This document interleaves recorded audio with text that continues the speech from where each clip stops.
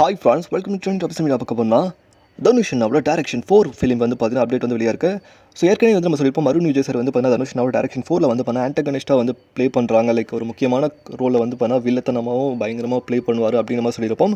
அதே மாதிரி வந்து பார்த்தீங்கன்னா தனுஷனா வந்து பார்த்தீங்கன்னா ஒரு முக்கியமான ரோல் ப்ரொட்டகனிஸ்ட்டாக வந்து பார்த்தீங்கன்னா தனுஷனா டேரக்ஷனை வந்து பார்த்தீங்கன்னா சூப்பராக முக்கியமான ரோல் ப்ளே பண்ணுறாங்க அப்படின்னு நம்ம சொல்லியிருப்போம்.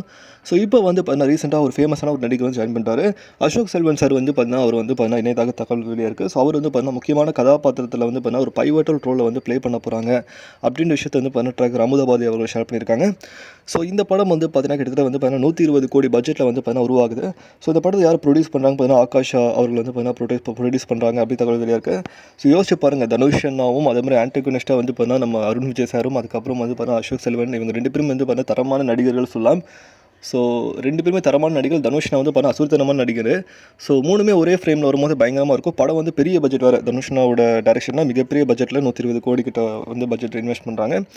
ஸோ கன்ஃபார்மாக வந்து பார்த்தீங்கன்னா படம் வேறு லெவல் தாறுமாறாக பிச்சுட்டு போகுதுன்னு நினைக்கிறேன். டேரக்ஷன் 4 வந்து டேரக்ஷன் 4. ஸோ இதை பற்றி உங்களுக்கு வந்து கீழே கமெண்ட் பண்ணுங்கள். ஸோ நீங்கள் அளவுக்கு எக்ஸைட்மெண்ட்டாக இருக்கீங்க இந்த படத்துக்காக அப்படின்னு சொல்லி கமெண்ட் பண்ணுங்கள். மேலே சேனல் லைக் பண்ணுங்கள், ஷேர் பண்ணுங்கள், சப்ஸ்கிரைப் பண்ணுங்கள், மறக்காம இல்லை கனெக்ட் பண்ணுங்கள். மகிழ்ச்சி.